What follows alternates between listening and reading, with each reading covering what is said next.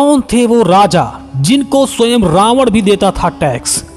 Tax यानी कर की बात करते हैं कि उस समय रावण से टैक्स लेने वाला सिर्फ एक ऐसा ही राजा था जो स्वयं रावण उन्हें टैक्स देने के लिए उनके नगर में आया करता था। जी हाँ दोस्तों, त्रेता युग में एक राजा हुआ करते थे जो जनक जी के पूर्वज थे। राजा होते हुए भी वो खेती किसानी करके ही अपने परिवार का ध्यान रखते थे, क्योंकि राज्य के लोगों से भी जो भी कर यानी टैक्स लिया करते थे वो उसे राज्य के लोगों की सेवा में ही लगा देते थे। साधारण कपड़े पहनना और सादा भोजन करना ये उनकी पहचान थी, और ये कोई और नहीं बल्कि स्वयं महाराज चक्रवेण थे।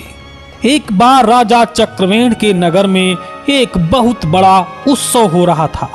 तभी नगर की सारी स्त्रियां सुंदर वस्त्र और गहने पहनकर महारानी से मिलने आईं। महारानी को ऐसा देखकर वो चौंक गईं और बोली, आप तो पूरे नगर की महारानी हो, आपके पास भला किस चीज की कमी है?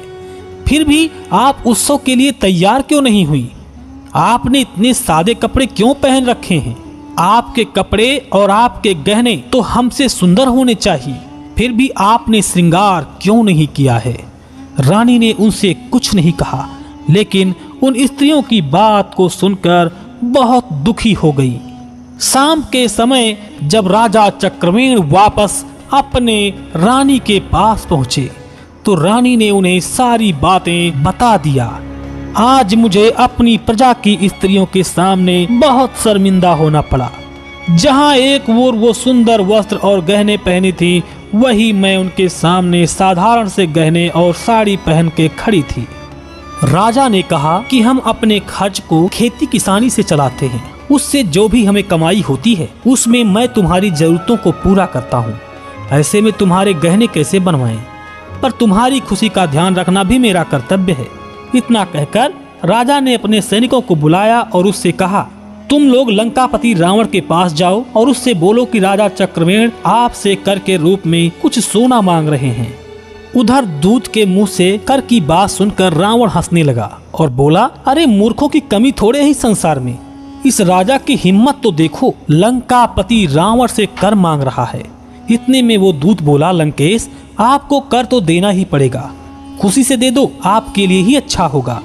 दूत के मुंह से ऐसा शब्द सुनकर रावण का खून खौल गया। रावण ने उस दूत से कहा, जो करना चाहे तुम कर लो, लेकिन मैं तुम्हारे राजा को कर नहीं दूंगा। रात को जब रावण अपने कक्ष में गया तो उसने अपनी पत्नी मंदोदरी को सारी बातें बताई। जिस रावण के यहाँ इंद्र पानी भरता और वायुदेव झाड़ू लगाते थे, और भाग की देवी सिलबट्टे पर मसाला पीसती हैं, और शनिदेव उल्टा लटके हैं, और स्वयं इंद्रदेव को जिसने बांधकर अपने महल में एक किनारे रख लिया था, जिसके यहाँ सूर्यदेव स्वयं उसके कहने से रोशनी फैलाते थे, उस लंकेश के यहाँ चक्रवेण नाम के एक राजा सोना मांग रहे हैं। मंदोदरी ने कहा, आप अभी राजा चक्रवेण के बारे में नहीं जानते हैं महाराज, आपको उन्हें कर दे देना चाहिए। सुबह हुई तो रानी मंदोदरी रावण को अपनी छत पर ले गई। वहां बहुत सारे कबूतर दाना चुग रहे थे। मंदोदरी ने उन कबूतरों से कहा, तुम लोगों को लंकापति रावण की कसम है, अब तुम लोग दाना बिल्कुल नहीं चुगोगे। उनके इतना कहने के बाद भी कबूतर ने खाना बंद नहीं किया। तब मंदोदरी ने कबूतर को फिर कहा, तुम्हें महाराज चक्रवेण का सौगंध है, अब तुम कोई भी दाना को नहीं चुगोगे। मंदोदरी के इतना कहते ही सारे कबूतरों ने दाना चुगना बंद कर दिया, लेकिन उनमें से एक कबूतरी ने रानी की बात नहीं मानी और दाना चुगती रही, जिसकी वजह से उसका सर धड़ से अलग हो गया और वह मर गई। दरअसल वो कबूतरी बहरी थी, इसलिए वो मंदोदरी की बात नहीं सुन पाई थी। इसके बाद मंदोदरी ने कहा, स्वामी आपने देखा महाराज चक्रवेण के नाम का प्रताप कितना प्रभाव है। रावण ने कहा, ये जरूर तुम्हारी कोई माया का असर है देवी, मैं नहीं मानता तुम्हारी कोई बात। फिर रावण वापस अपने दरबार को चला गया। वहां राजा चक्रवेण का दूत पहले से ही मौजूद था। उसने कहा, लंकेश आपने कुछ सोचा, आपको कर देना ही पड़ेगा। रावण ने फिर मना कर दिया। उस दूत ने कहा, आप मेरे साथ समुद्र के किनारे चलिए, आपको मैं कुछ दिखाना चाहता हूँ महाराज।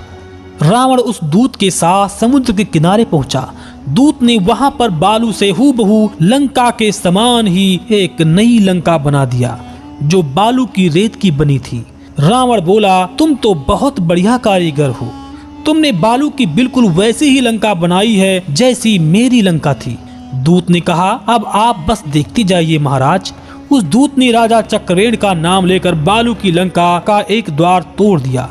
इधर उसने ऐसा किया और उधर असली लंका का वही द्वार टूटकर जमीन में गिर गया। ऐसा देखकर रावण चौंक गया। वो दूत से बोला, आप क्या कर रहे हैं?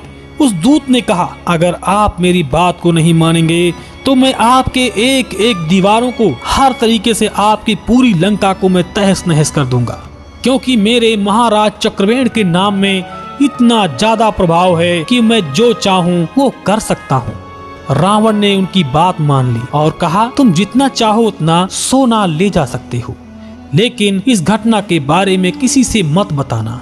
इसके बाद वो दूत रावण से कल लेकर राजा चक्रवेण के पास आ गए। महारानी को सारा सोना दे दिया। ये देखकर महारानी बहुत खुश हुई और पूछने लगी, आखिर रावण ने तुम्हें ये कर कैसे दे दिया? तब उस दूत ने उन्हें सारी बातें बता दी। सारी बात जानकर रानी को समझ आ गया कि उनका असली पति ही सबसे बड़ा धन है। उनकी शोभा उनका पति ही है और दूसरा कोई भी धन नहीं है। दोस्तों, इस कथा से साफ हो गया कि सत्य और धर्म जिसके साथ होता है उसके सामने अधर्म को झुकना ही पड़ता है। दोस्तों, कैसी लगी ये जानकारी हमें कमेंट के माध्यम से जरूर बताइएगा, और अगर वीडियो आपको पसंद भी आया हो तो इसे लाइक शेयर करके हमारे चैनल को सब्सक्राइब करना बिल्कुल भी मत भूलिएगा, और साथ में जय श्री राम कमेंट करना बिल्कुल भी मत भूलिएगा। भगवान श्री राम की कृपा आपके समस्त परिवार पर सदैव बनी रहेगी। जय श्री राम।